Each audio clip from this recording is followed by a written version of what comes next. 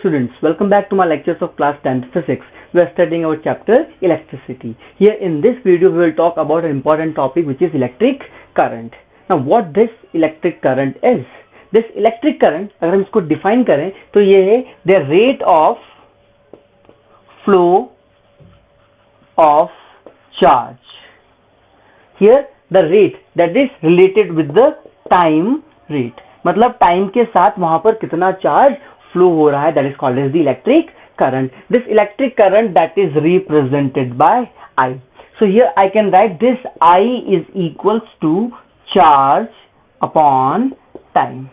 Means the amount of charge flowing in a conductor or through a conductor per unit time, that is the electric current I. Okay, now here this unit, the unit of this current that is ampere, that is represented by capital A. जहां पर भी हमारे पास जो भी unit है अगर वो किसी भी साइंटिस्ट के नाम से है तो उसका जो रिप्रेजेंटेशन है वो कैपिटल लेटर से होगा. So the unit of this electric current is ampere.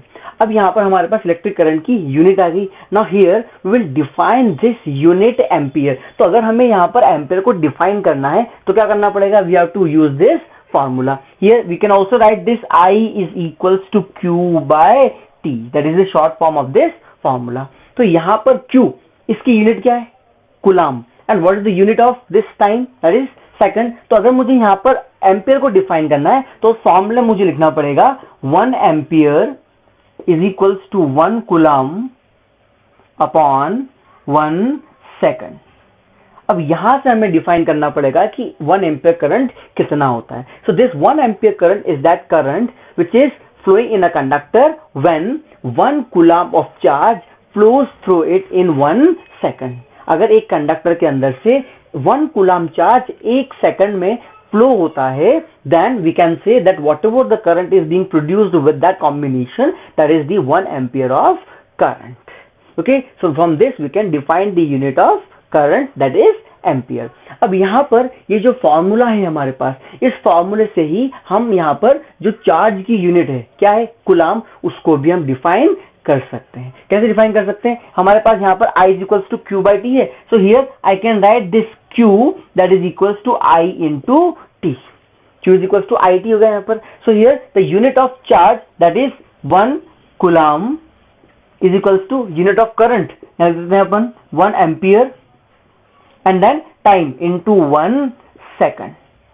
अब यहां से हम 1 कूलम को भी डिफाइन कर सकते हैं कि 1 कूलम चार्ज कितना होगा, वो भी इस फॉर्मूले से. कैसे डिफाइन करेंगे? The charge is said to be 1 coulomb when 1 ampere current flows through a conductor in 1 second.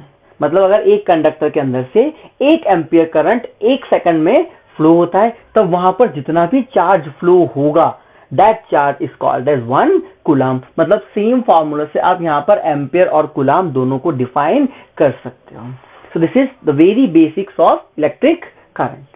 Now here we will see about the direction of electric current. So here we have the direction of electric current. अब यहां पर electric current के भी हमारे पास 2 direction होते हैं. The first one that is called as the conventional direction and the second one is called as the electronic direction. अब यहां पर जो इलेक्ट्रॉनिक और कन्वेंशनल डायरेक्शन का मतलब क्या होता है? हम यहां पर कंसीडर करते हैं कि हमारे पास ये एक कंडक्टर है और कंडक्टर के लिए जब भी वहां पर करंट फ्लो करवाना हो तो उसके लिए हमें एक पोटेंशियल अप्लाई करना पड़ता है. मतलब यहां पर प्लस और यहां पर माइनस. अब ये पोटेंशियल का मतलब क्या है? आप इसको जनरली समझ सकते हो कि कहीं पर भी अगर आपको करंट चाहिए तो वहां पर आपको एक सेल या फिर बैटरी वहां पर कनेक्ट करनी पड़ेगी. जो आपके पास एक नॉर्मल पेंसिल सेल होता है, उस पेंसिल सेल के पॉजिटिव को यहां पर कनेक्ट करना है, नेगेटिव को यहां पर करना है, and then we have this conductor. अब यहां पर क्या होगा? In this conductor we have free electrons. These are the free electrons. एक कंडक्टर के अंदर फ्री इलेक्ट्रॉन्स की क्वांटिटी बहुत ज्यादा होती है. Now here what will be the direction of the current? अब यहां पर क्या होगा कि ये जो इलेक्ट्रॉन्स है इन सभी के ऊपर कौन सा चार्ज है? Negative charge. अब यहाँ पर जैसे ही आपने पोटेंशियल अप्लाई किया, यहाँ भी नेगेटिव पोटेंशियल है, इनके ऊपर भी चार्ज कौन सा है? नेगेटिव। अब हमने एक प्रॉपर्टी पढ़ी थी चार्ज की, that the like charge is repel. मतलब यहाँ भी नेगेटिव चार्ज, यहाँ भी नेगेटिव, क्या होगा? रिपेल होगा। मतलब ये इलेक्ट्रॉन्स यहाँ की तरफ मूव करेंगे। और आप कह सकते हो कि यहाँ पर चार्ज क्या है? पॉजिटिव, या फिर पॉजिटिव पोटेंशियल है, यहाँ पर नेगेटिव चार्जेस है। इसका मतलब नेगेटिव और positive charge, that is the unlike charges, they attract. मतलब यहाँ पर डायरेक्शन क्या हो जाएगा? इस तरफ। मतलब ये सभी डायरेक्शन किसका हो गया?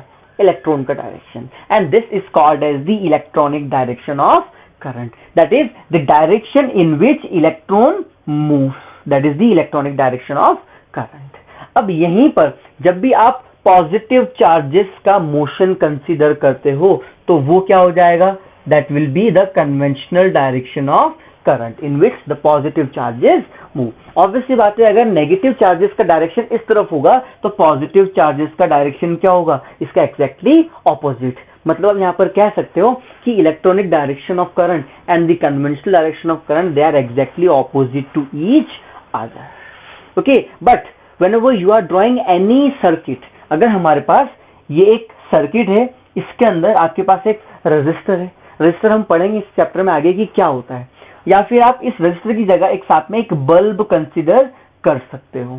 Okay, and then you have a switch here and you have a cell और अ बैटरी। इसका पॉजिटिव टर्मिनल, नेगेटिव टर्मिनल, ये हमारे पास क्या है?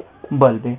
अब इसके अंदर क्या होता है कि जब भी डायरेक्शन ऑफ करंट हमें कंसीडर करना होता है, we are considering from the positive terminal of the battery to the negative terminal. मतलब पॉजिटिव टर्मिनल से करंट इस तरफ आता है और कहां पर जाता है? नेगेटिव टर्मिनल पे। And this current which we are considering और which we are drawing in any conductor, then that is the conventional direction.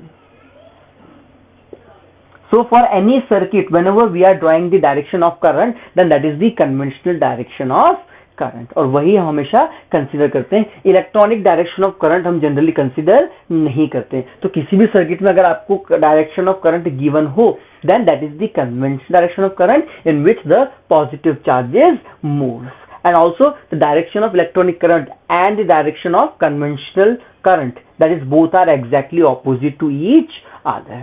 So this is all about the direction of electric current, and this is what the basics of electric current is.